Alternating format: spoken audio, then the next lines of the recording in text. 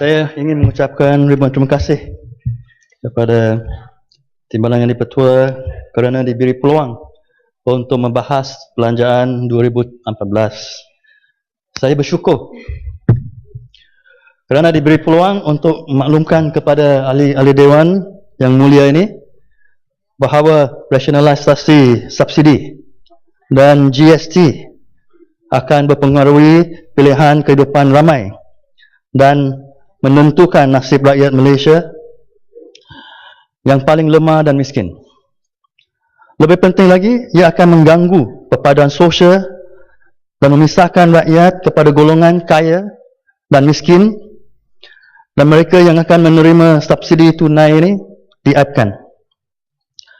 Saya setuju kerajaan menangani hutang yang tinggi dan defisit yang besar. Tetapi saya tidak setuju dengan cara menyingkirkan subsidi dan adakan GST. Seperti yang dikatakan oleh Bagan Serai tadi dalam pujian beliau, agensi-agensi penarafan seperti Fitch Rating telah mendesak memotongkan belanjaan, malah menyatakan bahawa penyikiran subsidi sahaja tidak mencukupi. Saya menyuruh kepada Perdana Menteri dan kerajaan supaya tidak mengkorbankan rakyat Malaysia semata-mata untuk menenangkan agensi-agensi penarafan. Mereka hanya menjaga kepentingan pemegang-pemegang bon, sedangkan kerajaan bertanggungjawab menjaga kepentingan rakyat. Kerajaan perlu mendengar pandangan rakyat dahulu sebelum agensi-agensi penarafan. Tambahan pula, agensi-agensi penarafan sering membuat kesilapan. Mereka bertanggungjawab dalam menyebabkan krisis kewangan global. United States Global Financial Crisis Commission of Inquiry telah membuat kesimpulan bahawa agensi-agensi penarafan yang menyebabkan pasaran untuk security subprime meningkat pada tahun 2006 dan 2007. Kemerosotan mereka pada tahun 2008 dan 2009 menyebabkan malapetaka. Penarafan security gandaian subprima sebagai 3A membawa bencana di mana 83% penarafan pada tahun 2006 sahaja pada akhirnya diturunkan. Selepas kucak-kacir subprima tersebut, agensi-agensi penarafan sekarang memberikan tumpuan kepada hutang kerajaan. S&P menurunkan tahap penarafan kredit USA daripada 3A kepada 2A+. Moody's dan juga Fitch Rating menurunkan tahap penarafan kredit United Kingdom. Walau bagaimanapun, penurunkan taraf ini tidak menjejaskan bond US dan UK. Ini menunjukkan pemegang-pemegang bond kini kurang memberikan perhatian kepada agensi-agensi penarafan dan memberi perhatian yang lebih kepada pertumbuhan. Saya meminta Perdana Menteri melaku demikian, memberi tumpuan kepada pertumbuhan, bukan membebankan rakyat dengan menyingkirkan subsidi untuk menggembirakan agensi-agensi penarafan. Saya juga meminta kerajaan jangan mengamalkan dasar-dasar neoliberalisme yang telah gagal. Kerajaan telah melantik Bank Dunia untuk memberikan nasihat tentang dasar-dasar fiskal. Tidak menghairankan Bank Dunia menasihatkan supaya subsidi disingkirkan. Bank Dunia, IMF dan institusi Washington yang dikenali sebagai Washington Consensus percaya dengan dasar bahawa kuasa pasaran bebas akan membawa pertumbuhan dan kerajaan tidak harus mengganggu pasaran dengan memberikan subsidi. Dasar neoliberalisme ini telah memberikan penderitaan kepada negara-negara yang mengikut telunjuk IMF dan Bank Dunia. Arab Spring disebabkan oleh Hosni Mubarak dari Mesir dan Ben Ali dari Tunisia memotong subsidi dan melaksanakan penswastaan selaras dengan dasar neoliberalisme. Potongan-potongan subsidi kesihatan awam, pendidikan dan makanan yang dikenakan oleh IMF mencetuskan rusuhan di Mesir. Pencetus revolusi Tunisia adalah kematian Muhammad Bouazizi, seorang lelaki muda yang didorong untuk membunuh diri kerana kesusahan ekonomi dan gangguan negara, kerana Ben Ali melaksanakan dasar-dasar IMF. Sebab asas untuk rampasan kuasa dan penghapusan Muhammad Morsi adalah bantahan yang meluas terhadap langkah-langkah penjimatan didesak oleh IMF. Jeffrey D. Sachs, pengarah Pertubuhan Bangsa-Bangsa Projek Millennium, telah mengkritik dasar-dasar neoliberalisme. Beliau berkata, pertubuhan tidak hanya satu fenomena pasaran bebas dan izin. The whole thing was based on the idea that if you take away the government for the poorest of the poor, that somehow these markets will solve the problems. But these markets can't step in when people have nothing. And if you take away help, you leave them to die. Dasar-dasar neoliberalisme, Ronald Reagan, Margaret Thatcher telah memberikan penderitaan kepada USA dan UK. Occupy Wall Street telah berlaku atas bantahan terhadap ketidaksamaan, ketamakan dan rasuah yang dilahirkan oleh dasar-dasar yang gagal tersebut. Jika kerajaan kita mengamalkan dasar-dasar neoliberalisme ini, kerajaan akan mendesak rakyat Malaysia akhir untuk occupy dataran. Dasar penjimatan telah juga dibuktikan sebagai palsu. Idea supaya kerajaan mengkurangkan hutang berdasar daripada satu kertas bertajuk Growth in Time of Debt, ditulis oleh dua profesor ekonomi Harvard yang pernah bekerja untuk IMF, iaitu Carmen Reinhart dan Kenneth Rogoff. Ahli-ahli politik di Amerika Syarikat, UK dan Eropah menggunakan kertas untuk mendukung program-program potong belanjawan. Tetapi seorang graduate pelajar bernama Thomas Herden telah menunjukkan bahawa dasar ini adalah palsu, dan buktinya adalah bahawa kedua-dua profesor ini telah membuat kesilapan aritmetik dan meninggalkan data yang penting. Paul Krugman berkata, kesilapan dasar ini telah mengakibatkan rakyat mengalami penderitaan dengan izin needlessly immense suffering.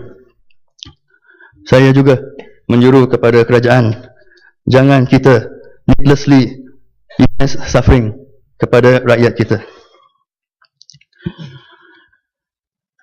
IMF dalam satu kertas bertarikh 28 Januari 2013 bertajuk Energy Reform, Lessons and Implications mengakui bahawa penyingkiran subsidi akan menjejaskan golongan miskin dan mudah terkesan. Berdasar daripada kajian 22 buah negara, IMF mendapati bahawa 6 elemen utama diperlukan untuk bagi reformasi subsidi berjaya. Pertama ialah plan reformasi yang komprehensif. Kedua, state-owned enterprise mesti meningkatkan kecekapan. Ketiga, kerajaan mesti ada credibility untuk mendapat sokongan rakyat menyingkir subsidi. Keempat, kenaikan harga minyak hendak dilaksanakan mengikut jadual yang munasabah.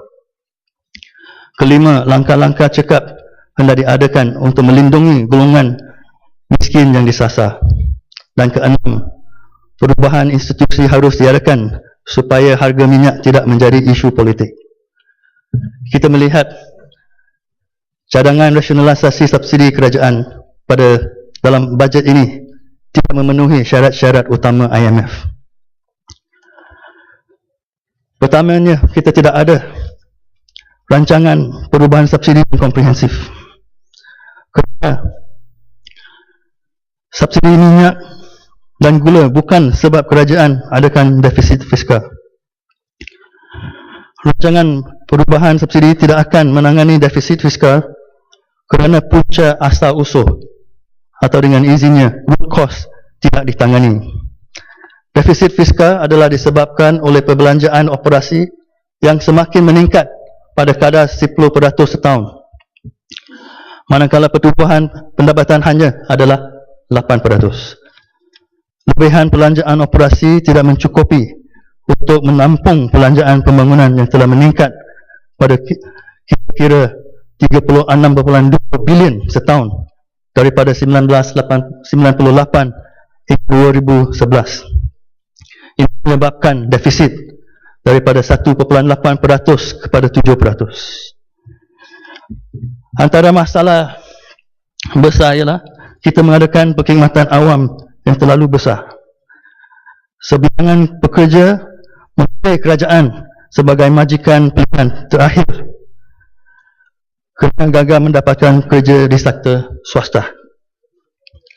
Bukan tidak ada kerja kosong di sektor swasta, tetapi syarikat-syarikat swasta ingin mengkaji graduan kita kerana ada kekurangan kemahiran. Ini perlu dipupuk dan diperbaiki. Kerajaan pula perlu membuat sesuatu supaya kemahiran graduan kita meningkatkan dan boleh dikaji. Tugas kerajaan ialah untuk menjana ekonomi supaya sektor swasta boleh mencipta peluang pekerjaan. Bukan tugas kerajaan untuk mengkaji penganggur yang ditolak oleh sektor swasta.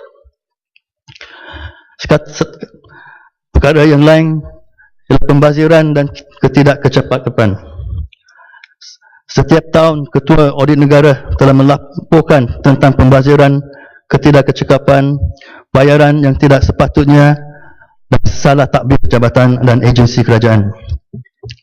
Sedang telah menganggap kepincangan berdasar laporan tahun 2012 melebihi 6.5 bilion ringgit setahun. Ini lebih daripada 3.3 bilion yang akan dijimatkan selepas mengkurangkan subsidi minyak. Yang Berhormat Perdana Menteri telah mengumumkan kerajaan akan menubuhkan satu jabatan kuasa, tetapi ini adalah satu alasan yang telah diberikan setiap tahun dan sampai hari ini kita tidak melihat apa keputusannya. Kita telah melihat di dalam perkara PKFZ, Dr. Lim Leong Sik tidak melakukan kesalahan dan dilepaskan. Soalannya lah, siapa yang akan menjadi bertanggungjawab kepada kerugian yang telah mengalami? Punca utama defisit adalah ketagihan kerajaan terhadap hutang. Dalam 56 tahun, kita hanya mendapat 6 tahun mempunyai lebihan bajet atau dengan izin surplus bajet. Ini adalah ketika Pematang Pau menjadi Menteri Kewangan. Mempunyai bajet defisit ketika kemerosotan ekonomi bukanlah sesuatu yang luar biasa. Kita bukan satu-satu negara yang mempunyai bajet defisit ketika krisis kewangan Asia.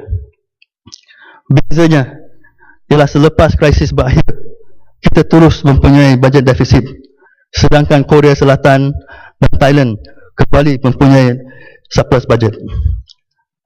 Defisit fiskal semakin meningkat apabila Pekan menjadi Menteri Kewangan.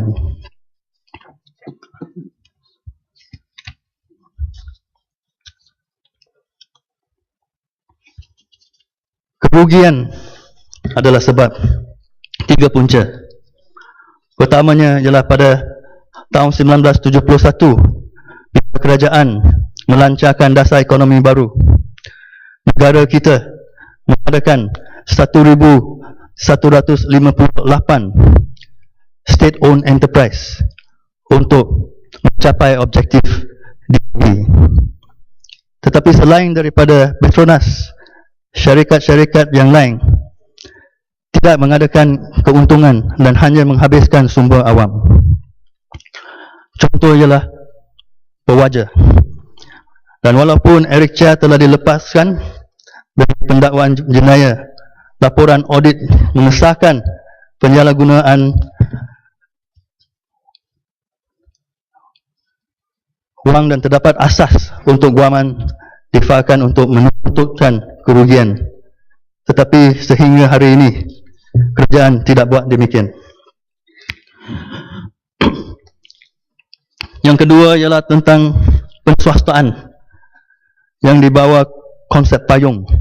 Tetapi individu-individu yang telah mendapat projek penswastaan tidak memberikan manfaat kepada mereka yang dibawa. Akhirnya kita melihat penswastaan monopoli seperti yang dikatakan tadi oleh Johor Bahru dan Pematang Pau, dengan gula, beras dengan beras,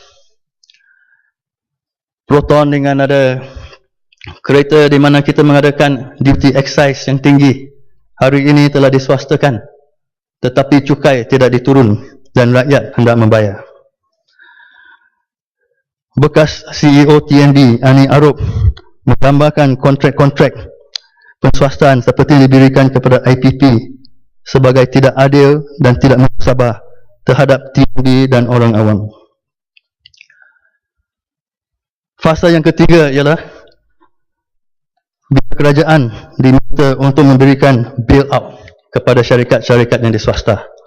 Kita mengadakan satu senarai yang panjang, tapi saya hanya sentuh seperti Ida Water Consortium yang telah diberikan oleh Kementerian Kewangan daripada Prime Utilities untuk 193 juta.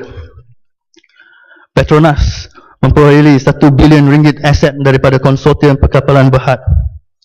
Khazanah memperoleh UAM dengan 3.7 bilion. Petronas memperoleh DRB Highcom dengan 981 juta.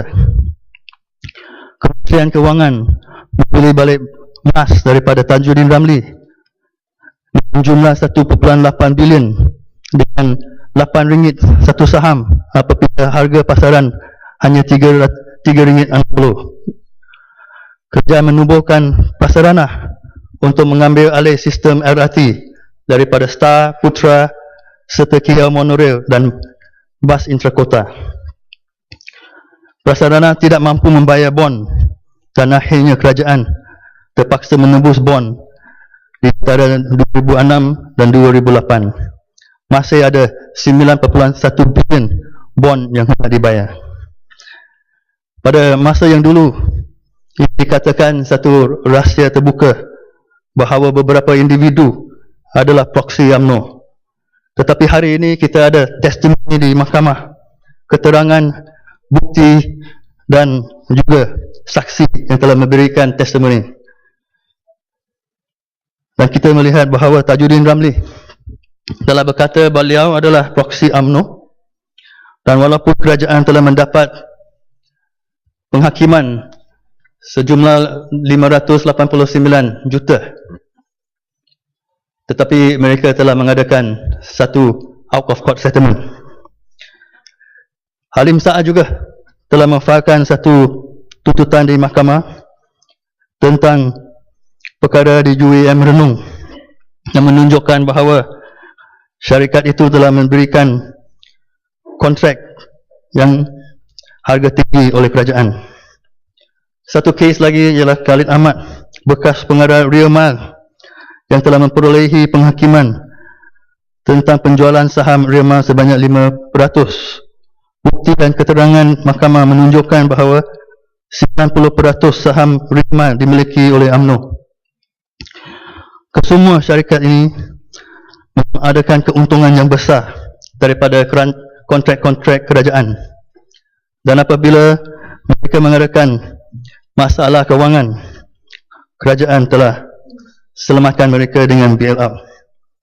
Jika kerajaan tidak mengambil tindakan untuk menuntut kembali kerugian-kerugian, kerajaan tidak ada kredibiliti untuk melakukan reformasi subsidi ini.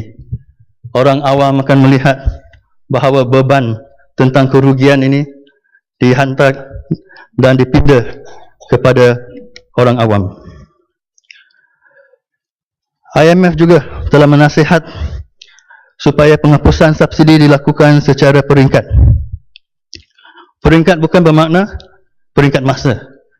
Peringkat ialah mengadakan safety net, dan juga pendapatan rakyat telah meningkat ke tahap yang mana kenaikan harga minyak dan gula tidak akan memberikan kesan buruk kepada mereka. Tetapi sampai hari ini kita tidak melihat apa safety net yang ada. Kita jangan melupakan bahawa subsidi ini penting. Subsidi bukan satu perkara yang tidak baik. Negara-negara maju seperti Amerika Syarikat, China, Russia, 44 negara yang bermaju memberikan subsidi kepada rakyat mereka. Mengapa kita juga tidak meneruskan subsidi kepada rakyat kita? Kerana kebaikan subsidi adalah untuk mengkurangkan kos taraf hidup, menstabilkan harga barang dan perkhidmatan. Kos pengeluaran barang akan menjadi lebih rendah dan kita dapat bersaing dengan syarikat-syarikat di antarabangsa. Rakyat tidak boleh menggunakan kelebihan gaji mereka kalau subsidi disingkirkan untuk keperluan penting seperti kesihatan, pendidikan, pengangkutan dan sebagainya. Kita juga ada structural defect, terutamanya ialah dasar-dasar yang kita ada di mana kita memberikan galakan kepada industri automobil dan tidak memberikan tumpuan kepada infrastruktur pengangkutan awam. Sistem pengangkutan awam harus disempurnakan sebelum subsidi minyak disingkirkan. Satu faktor lagi ialah seperti yang dikatakan oleh Perdana Menteri, kita perangkap pendapatan pertengahan dengan izin. We are caught in the middle income trap. Menurut statistik laporan kaji selidik pendapatan dan kemudahan isi rumah 2012, purata pelanjaan isi rumah meningkat sebanyak 12.1% kepada Malaysia 2,190 pada tahun 2009-10 berbanding dengan Malaysia 1,953 pada tahun 2004. Perubahan air, elektrik, gas dan bahan api berupa penyumbang terbesar dalam perbelanjaan isi rumah meningkat 15.1% kepada RM495 pada tahun 2009 dari RM430 pada tahun 2004. Penderitaan rakyat berpendapatan rendah lebih kelihatan jelas bila kita banding dengan pendapatan bulanan 40% rakyat termiskin adalah 1,847 seperti yang dilaporkan dalam laporan kaji selidik pendapatan dan kemudahan isi rumah tahun 2012. Kita tidak harus melihat kepada atau purata pendapatan, tetapi kita hendak melihat kepada median pendapatan. Dan kalau kita melihat, kita mendapat bahawa pendapatan median adalah hanya RM3,626. Dan kita terdapat 5 negeri mempunyai pendapatan median kurang daripada RM3,000, iaitu Kedah RM2,633, Kelantan RM2,276, Perak RM2,665, Perlis RM2,387, Sabah RM2,860. Itu bermakna menghapuskan subsidi akan memberikan kesan buruk kepada mereka.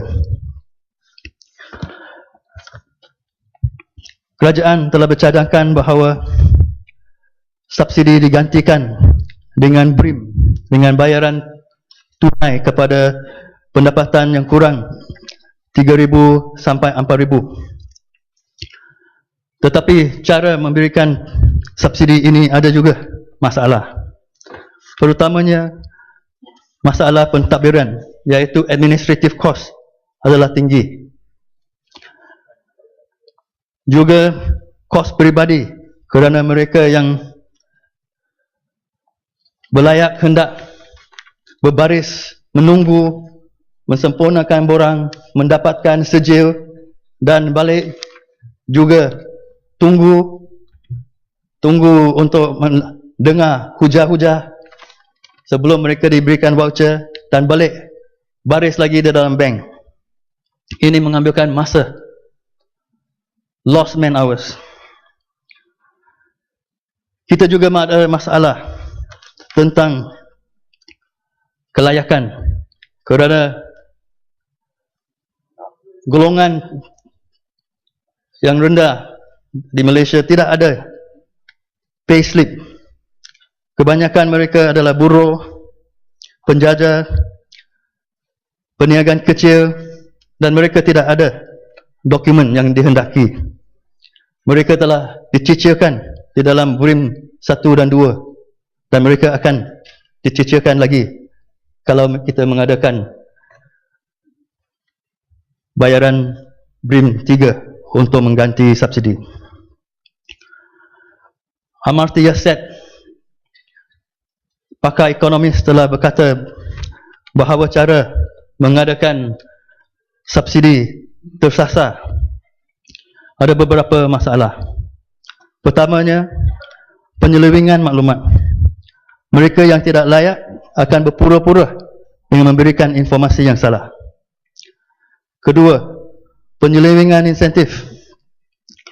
Mereka yang mendapat tidak mahu menghilangkan subsidi dan akhirnya tidak mahu bekerja lebih keras dan tidak mahu menerima pendapatan yang lebih tinggi. Kita juga mengadakan masalah tentang stigma kerana mereka dianggap sebagai miskin. John Rawls berkata bahawa kehormatan diri atau self-respect dan dignity adalah barang paling terharga. Akhirnya kita mengadakan dua kesilapan. Pertamanya ialah kesilapan type 1, iaitu mereka yang layak tidak mendapat bayaran. Dan kesilapan yang kedua, type 2, ialah mereka yang tidak layak mendapatnya. Ini menunjukkan bahawa cara untuk memberikan subsidi dengan bayaran wang tunai akhirnya tidak akan mencapai matlamatnya.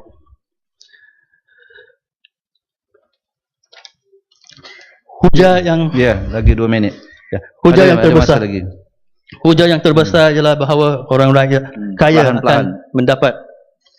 Tetapi pada saya ini tidak ada masalah kerana orang yang kaya dan orang yang menengah juga telah membayar cukai mengikut progressive taxation yang ada. Mereka adalah di antara 1.7 juta yang membayar cukai. Apa salahnya mereka mendapat menikmati subsidi? Kalau ini menjadi satu masalah pada saya, kita boleh menaikkan kadar cukai 1%. Ini lebih cukup kepada minyak yang mereka akan gunakan. Tapi yang lebih penting ialah bila kita memisahkan rakyat kepada mereka yang akan mendapat subsidi dan mereka yang tidak, kita memisahkan negara kita.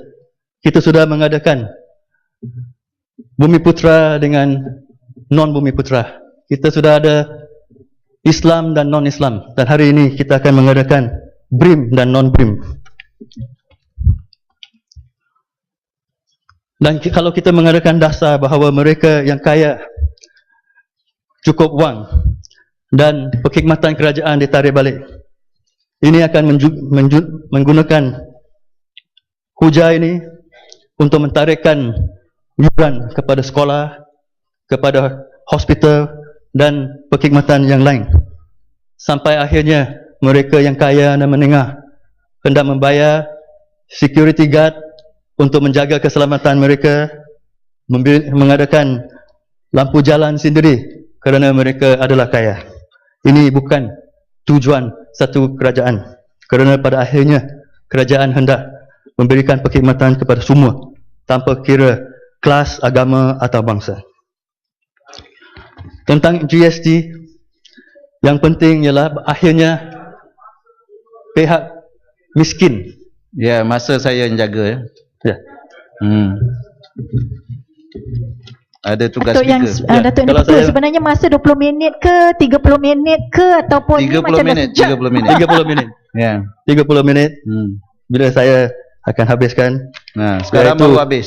GST Hmm. akhirnya akan membebankan mereka yang miskin, kerana mereka bukan saja akan makan cencalo dan badu dan sebagainya, tetapi mereka juga makan makanan yang lain dan hendak membeli perkara baju dan barang yang lain, dan mereka akan membayar.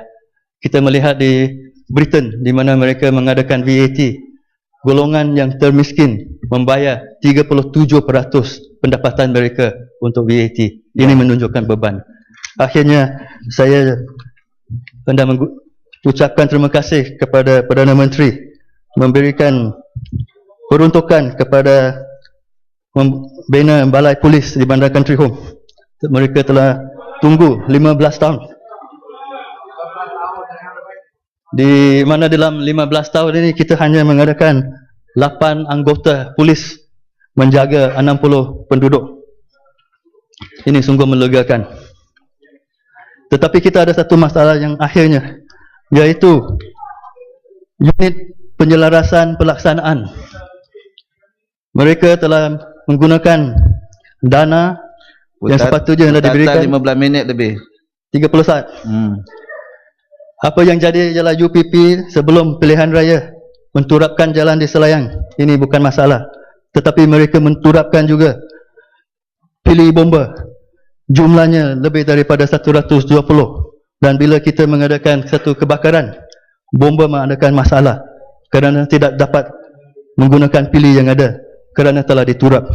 Ini sepatutnya tidak harus berlaku kerana kerajaan persekutuan hendak bekerjasama dengan kerajaan negeri dan juga kerajaan tempatan. Sekian, terima kasih.